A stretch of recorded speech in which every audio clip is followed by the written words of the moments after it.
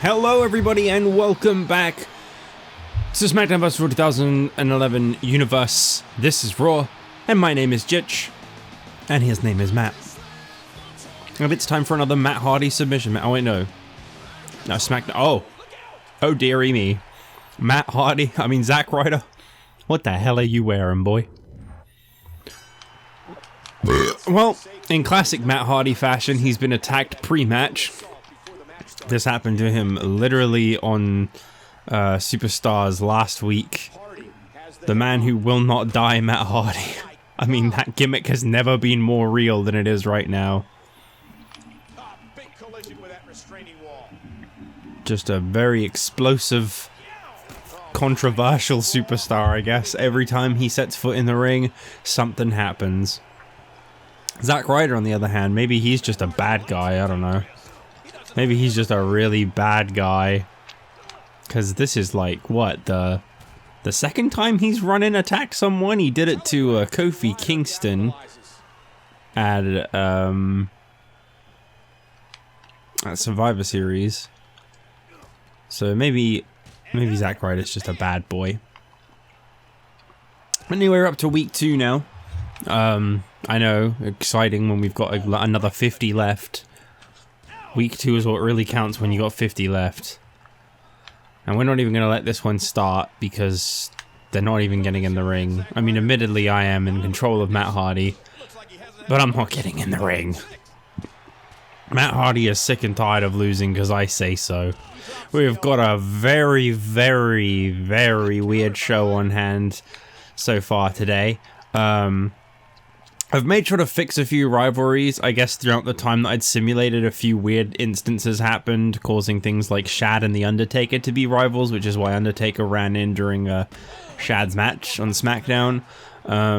Every time it booked a match, I just quickly checked who was added to a match to make sure that they weren't in a rivalry with anyone that they, shouldn't already be in. Because obviously we've only just started. There's not going to be pre-existing rivalries. This is the beginning. You don't just start and bam, you have 5 enemies. So I've made sure to do it, and it would make like Stone Cold versus Santino, and it's like, okay, I can just give Stone Cold a nice quick squash victory over Santino. I've got no problem with that. But then you notice that Stone Cold is a rival with Mr. McMahon, who is not assigned to a brand, and The Rock, who is assigned to SmackDown, and I have to change that, and it pulls Stone Cold off the show because I don't want Mr. McMahon or The Rock running in. So it's quite awkward to get set up at first. I'm sure it will get better, but with every match change I did, the show just got weirder and weirder. I don't remember what the initial main event was. I think it was Batista and Sheamus, I think, was the one-on-one main event, but it's now been changed to MVP and Swagger. One thing that did stay the same the whole way through was that it will be a table match, just like the tag team match of the show will be a table match. Still, we have not reached the point in which the first episode has gone up. That will be coming up to April 1st, whereas today it is the 23rd of March, if you want a perspective. So we're getting pretty close. We're just under a week away from when that actually goes up. And obviously, there may be some people that are wondering why I decided to go with April 21st April 1st for the day that it would come in. Well, that's quite simple.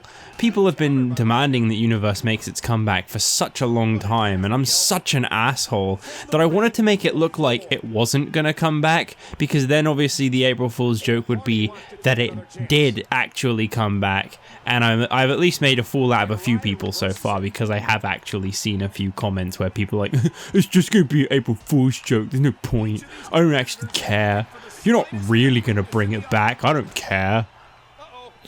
Well, joke's on you. From the moment I think I received a comment like that, 4 episodes had been recorded. Zack Ryder will not get this victory, absolutely not. Matt Hardy has got to win something. Again, no Triple H on today's show. He's taking a note out of Brock Lesnar's book, and he's not being a fighting champion. I mean, the same can go for United States champion Evan Bourne. Have you seen this man? Last seen April 1st, or technically November like 29th or 30th or something like that. Because this is 2009, and this is Survivor Series season. And you better not forget that. Don't tap out. I want you to because I want to win, but don't tap out this easy. Okay. I'm actually glad he didn't. They're chanting for Ryder. Do we not have any other taunt? Oh, okay, there we go. I can't believe they're actually chanting for him. He wasn't even over when this happened. And he's a heel. He literally started this match by ambushing Matt Hardy. Maybe there are people watching this that are actually going to be like, oh, Matt Hardy for the 3rd time since Universe started. Please just make him go away. Well, when WWE 12 comes around, I will. But until then, I'm not booking very often. Actually, I'm not booking anything. Unless it's a scramble match, I might book those. But I'm not booking anything else. Whoever is in contention, wherever these shows go, that is all up to the game for this first year. That is all up to what the game wants to do, and I might even let the game book WWE 12 too. But I'm not entirely sure yet. I'm not going to let it book them all the time, because I know that around 14, it gets very unimaginative with what it books. It literally just starts rivalries between people and then has them fight each other every single fucking week. And I'm not about to sit through that. Do you know what I think Ryder needs? He needs one of them camel clutches. Ah. That dropkick is really hard to reverse.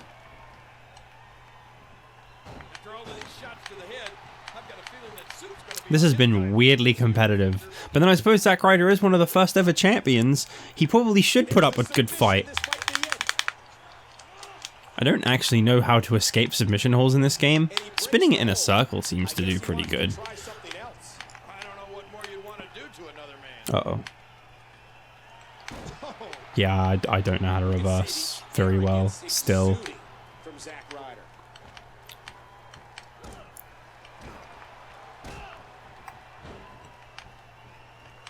Wow. This is completely turned around, and I think Matt Hardy is about to eat yet another loss. His 3rd one in a row this will be. What a track record. He's the Christian of this one, I guess. Remember Christian? Remember in the original universe when Christian would lose constantly? Everyone would be rooting for him and he'd just keep losing. Well, Christian has now been replaced by Matt Hardy, everybody. Yep, this has got to be it. I'm betting you now I can't escape this. Yep, there it is. Too bad. Well, he is a champion. He should probably be winning. I guess I can't hate it too much. I think he lost last week on Raw against David Hart. Well, maybe he won that, actually. I don't remember who won that. I know I played it. I don't remember who I think I played as Ryder, and I wanted Ryder to win. I think I made Ryder win. But I don't remember. Anyway, Zack Ryder's doing pretty good for himself, whilst Matt Hardy suffers his 3rd loss since the beginning of Universe. Maybe he'll be on Superstars again this week to try and redeem himself, or maybe get that 4th loss. But I guess we'll wait and see. Until then, time for the next match. Alright, time for a match with tag team implications.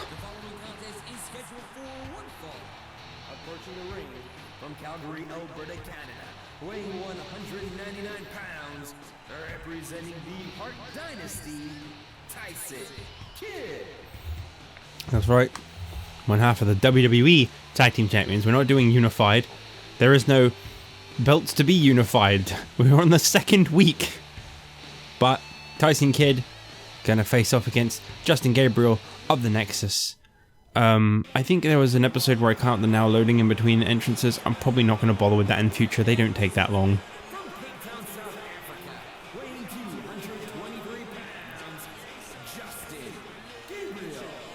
No disrespect to Tyson Kidd, of course.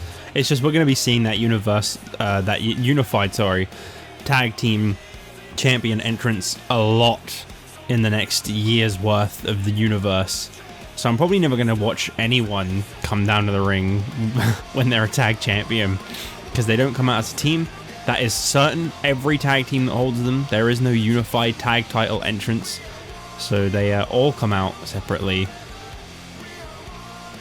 He looks so silly trying to tell people off. He's like such a soft boy. Such a sweet little looking boy with his pudgy face and his no beard. Yeah, this one's got pretty big tag team implications, because obviously Justin Gabriel is a third of the Nexus, and Tyson Kidd, well, Tyson Kidd is the tag champion. If you can beat the tag champion, you've done pretty well for yourself. So of course I had to play as Justin Gabriel, because I do really like the Nexus. I'm not a big David Otunga fan, but the other two members are great. Admittedly, any tag title shots they get, I think, will be Otunga and Barrett, because Gabriel's marked down as the third member in the order, so he probably won't be getting any tag title shots, but it could help get the Nexus into contention. Unfortunately, I don't think this game really does rivalries leading into the pay-per-views, so what you see on Raw and what you see on the pay-per-view, they're not really going to be directly linked. Other than the fact that I think to whoever's put at the top of the rankings is probably going to be the one that gets a title shot, if I had to guess. And I do show the rankings at the end of each episode. I can stop doing that if people find it boring. I will put the rankings on the wiki anyway. The wiki, which is now back in progress. I have done a little bit of it, so you can check that out whenever you like. It's not massively written up so far, but it should at least have quite a few details. It should have the Survivor Series results with any luck by the time you see this episode. But depends on when I take the time to write it, because I don't really... That's probably not something I'll be able to do very often. I think I wrote a note on there saying that it'll probably be like once a week that gets updated. But the plus side to keeping it up to date is that I've actually got this wiki from the moment this universe started, rather than a year and a half in like the first one was. So there isn't any catching up before reaching the point that we're at to do. It should just be a simple matter of keep adding as we go on. And obviously without me having to chronicle any rivalries, because there aren't any, that should help too. Justin Gabriel will make a great Cruiserweight champion one day, as would Tyson Kidd. But of course, first we've got a very non-Cruiserweight in Zack Ryder as the champion.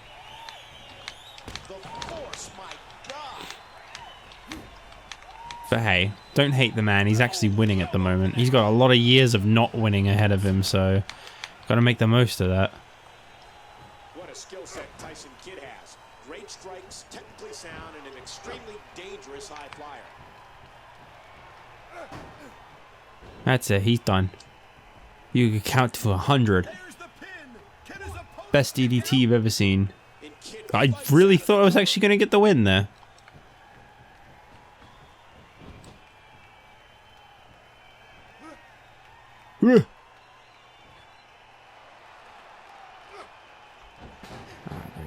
Very nice indeed. He's done. Justin Gabriel is kicking his ass. I do still have this on Legends, just in case anyone's like, well, they're not really putting up much of a fight. It's probably just because it's Tyson Kidd, no disrespect to him, but he's probably not the strongest rated guy in the game. A nice veteran-like counter from the young Tyson Kidd. The young Tyson Kidd. And the knuckles connect. Tyson Kidd controlling the head. I feel like when your name has Kid in it, you don't need to then have it pointed out that you're young. I mean, admittedly, it's just his last name. You know, he's gonna... I mean, he's not gonna have it until he's like 40, because he's probably already 40 and his name isn't Kid. Actually, I have no idea how old Tyson Kidd is, but obviously his real name's like, I want to say TJ Perkins. TJ something. I don't remember his last name. Not relevant. Why is every Justin Gabriel taunt a backflip or a side flip? I know he's a flippy guy, but geez. They're all flips. I feel like they just got a bit lazy with that. Oh shit, I went to do my signature and then it turned out I didn't have one. What a battle. I gotta give credit where due. I'd actually really enjoy a match between these two, and I feel like this hasn't been bad. It's just been a little bit more Gabriel dominated than a real match would be. It'd be very back and forth, I think. But that's why I play the matches. I gotta squash everyone. That's the rule. It won't be as so easy as it goes on, obviously. But I'm not gonna stop playing them because I want to have fun. And it doesn't necessarily mean they're going to be predictable, because sometimes I get my ass kicked. That last match, I wanted Matt Hardy to win. He fucking didn't. And I didn't give up on that either. I was going to do whatever it took to make Matt win. I just couldn't win. Not my fault, Tyson Kid's too easy to beat. Get better. Get good, kid. Get good. Well done, Justin Gabriel, with your generic victory animation. I'm going to cut it short there. Alright. Here we go, tag team time on Raw. I think the second slot that we just had, or that we're having now, no, this is the third slot, is generally used for women's matches with if you have them, which is probably why it's always such a random match. But, because it seems to go singles match, women's match, I'm guessing, tag match, main event. It seems to have a bit of a formula, which is fair enough. There are 4 divisions. Oh boy. I did think it was a little weird that Cryme Tyme were coming out first when I know that the Straight Edge Society was supposed to be out first. I guess now I know why. So this was a table match between the Straight Edge Society and Cryme Tyme, and I'm really glad I decided to stick with my guns and play as Punk now, because I was actually considering playing as Cryme Tyme. My reason being, what the fuck was the signature it went to tell me to use? Oh well, hang on, I'm actually curious. Oh, I don't think you can check that, unless it was under match information. Abilities list, no. Okay, I don't care that much. I just didn't know what signature Punk could have done on the outside. Considering the only signatures I know of his are the elbow drop, which he wouldn't have been doing at this point in time, and the corner bulldog, corner clothesline bulldog. This one right here. Yeah, that's the one.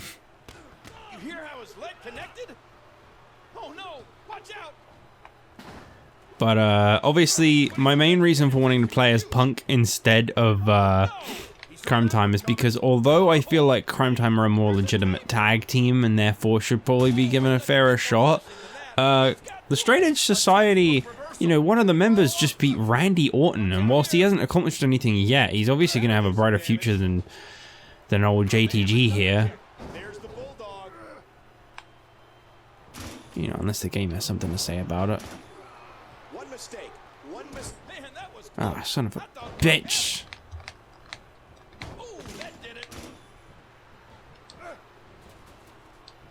JTG, you are getting hit with the GTS. Damn straight.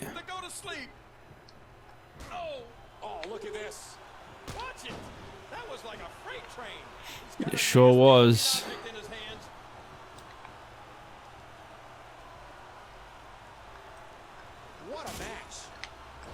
Shout out to Saria for these nice black and orange outfits for Cryme Tyme.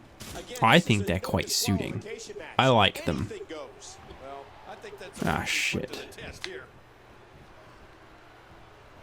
It is always hard to add color to people that you know just didn't really wear like colored attires. I can respect that. But I think she did a good job. I think this is the first game where you could like environmentally grapple and like throw them through that way, because I think that this was the one that like showed off like the clips of like Sheamus putting Cena through a table with like the Celtic cross or whatever the hell he calls it. I think that was this. It might have been 2009, not 2009, 2010. I don't really remember anything about 2010. Dear Lord, what a suplex. Everybody wants a piece of Punk and Shad. Luke Gallows and JTG just don't want to fight each other.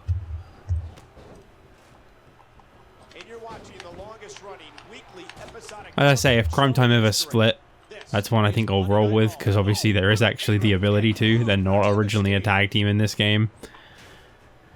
Even though the only attire that Shad starts with in the game is his Cryme Tyme one. With his My Time solo theme. I don't really understand that.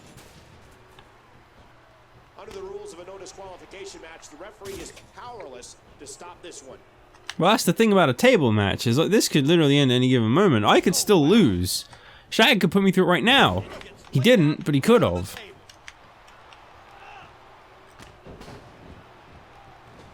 Ooh, don't mind if I do. I wonder if I can. This could be wishful thinking here, or this could be the end. Oh, it was in the right position the first time. Just a bit slow, and Gallows capitalizes. I might need to stop the episode here. I don't know if you guys heard, but I got a message, and I don't really like to leave those unresponded to. Although I'll quickly see if I can just swoop in with the win here. Because I think I might have just grabbed it anyway. There you go. JTG got fucked up.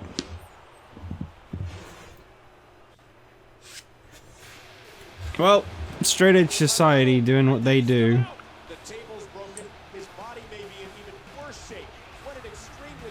Well done, Straight Edge Society.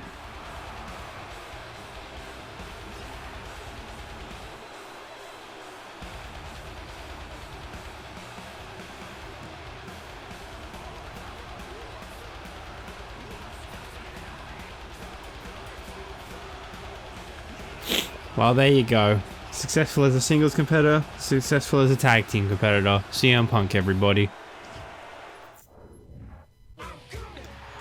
Alright, it is main event time. A very unusual main event, but I think these are two top-ranked stars on Raw. In their defense. What a weird table match.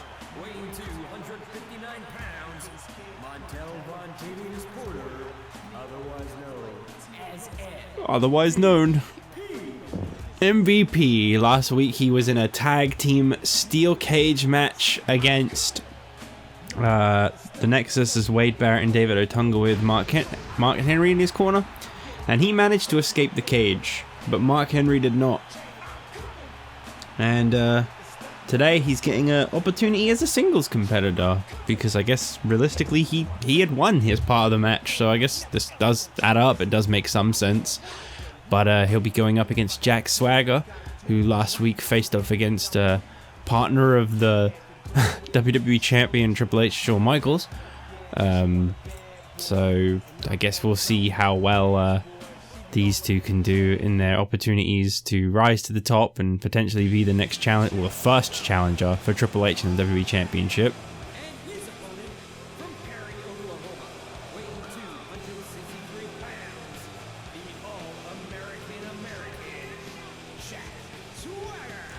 I think Jack Swagger could be a top guy this year. I think we could be looking at someone who's got at least a few years ahead of him where he could be a top guy.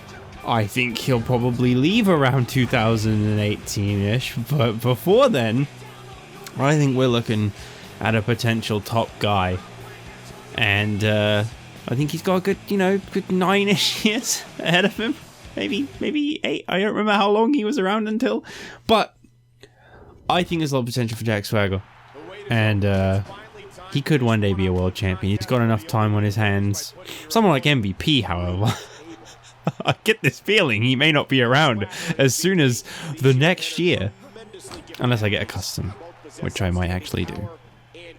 But this is a table match. We just recently watched one of these between Punk and Gallows against JTG and Shad, and admittedly Swagger has been a man of honor despite his negative crowd reaction. He has actually not jumped MVP. This has been a fair match thus far. So I guess we'll see. Jack Swagger. I'm not really sure why this is main eventing Raw, but it is. I guess because everybody deserves a fair shot at the very beginning of an era. You never know where they'll go. Breaking the arm.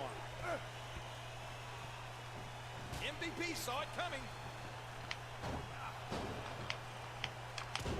I mean, MVP could accomplish a lot in this year. He could accomplish so much that I have to get him in 12 as a custom. Because he's a world champion going into it. It's possible. I'm not going to rule it out. I'm just not going to count on it either. Now, putting your opponent through a table doesn't have to happen in the ring, right? It can happen No. ringside or even up the ramp. No, it doesn't. Here we go. Outside of the ring, and there are no countouts in this match. I'm glad he then interrupted himself with a completely separate thought.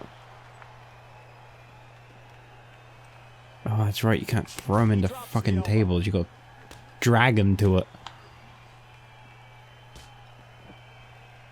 I think Swagger should get this one over with quick. He should just demolish MVP as fast as possible. Oh, man. Jack Swagger. Make us all proud. Oh my, just raw, unmitigated power.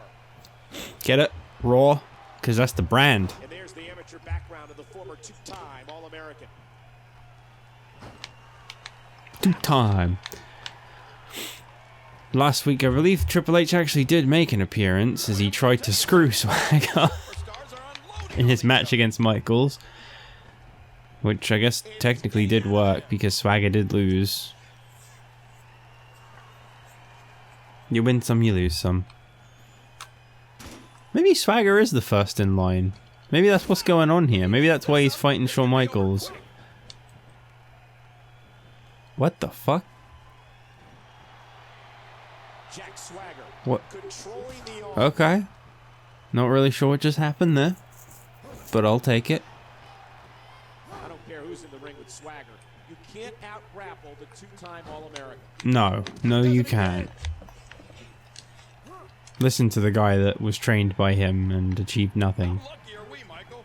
Here we are, WWE main event, and we've got the best seats in the house. I mean, I could win this right here. Depending on where he wants to throw him. Oh! Oh, wow, that was close, but it was a no-go. Jack Swagger, the high flyer. Everybody knows Jack Swagger for his swagger bombs. Do what he does best right now. He drops the elbow.